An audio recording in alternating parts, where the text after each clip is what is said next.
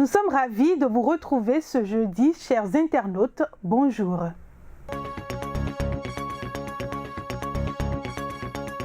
Bradage des réserves foncières communales, clap de fin, titre La Nation.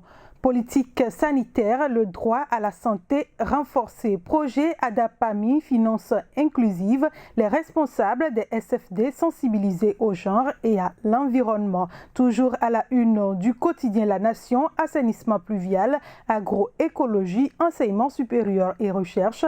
La France octroie 40 milliards de francs CFA au Bénin. Le quotidien de Ménoté à présent, fraternité, bonne gouvernance au cours de la 4e mandature de la décentralisation, le gouvernement met des garde-fous. Suspension de la cession du patrimoine foncier des communes. Éducation au Bénin, les agences de placement préqualifiées pour le recrutement et le redéploiement des enseignants. Grande saison des pluies, 311 minutes d'eau en une semaine à Abomey-Calavi. Conseil des ministres, création d'une société pour l'approvisionnement en produits de santé. Covid-19, 52 nouveaux cas en 24 heures pour un total de 902. Les précisions à la page 9 du quotidien.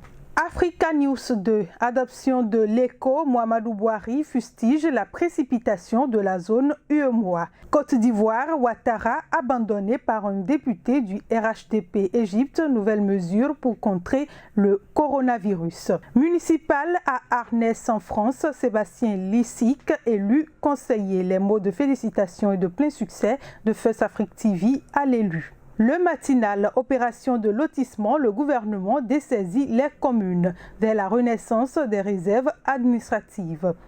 Gestion du personnel enseignant non agent de l'État, les 82 agences de placement retenues. Conseil communaux de Dangbo et Toviklin, premier clash entre élus de la mouvance présidentielle. On fait un tour sur le site d'information de First Contact Afrique, Bénin, Conseil des ministres, transmission de projet de loi à l'Assemblée, des dispositions pertinentes pour garantir des soins de qualité. Plusieurs décisions ont été prises lors du Conseil des ministres réuni ce mercredi 24 juin 2020. De ces décisions, il en ressort la transmission à l'Assemblée nationale du projet de loi portant protection de la santé des personnes pour examen et vote en République du Bénin.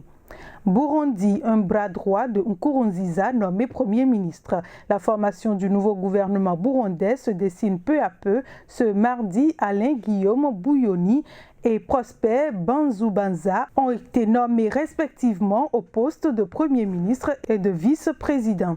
Économie, le Cameroun négocie un appui budgétaire supplémentaire auprès de la Banque mondiale. Les autorités camerounaises sont en discussion avec la Banque mondiale pour le doublement de son soutien budgétaire après avoir obtenu un moratoire du G20 sur les remboursements de prêts gouvernementaux bilatéraux qui a allégé son service de la dette 2020 de 98,2 milliards de francs CFA. Et puis en Côte d'Ivoire, Ouattara abandonné par un député du RHDP, le député Dr Antoine Konan du RHDP, parti au pouvoir, est depuis quelques heures membre du PDCI. Il rejoint la BAC conduite par Enrico Nabédié, une grosse perte pour Alassane Ouattara. Vous avez besoin de visibilité internationale. Vous voulez vous faire connaître, vous êtes entrepreneur et vous voulez faire connaître vos produits à l'échelle internationale. Une seule adresse, First Contact Afrique. First Contact Afrique, c'est votre nouveau magazine panafricain qui reflète le visage inconnu de personnalités et d'entreprises. Visitez notre site web www.fcafrique.com sur Facebook, YouTube et Twitter. Retrouvez-nous sur First Afrique TV.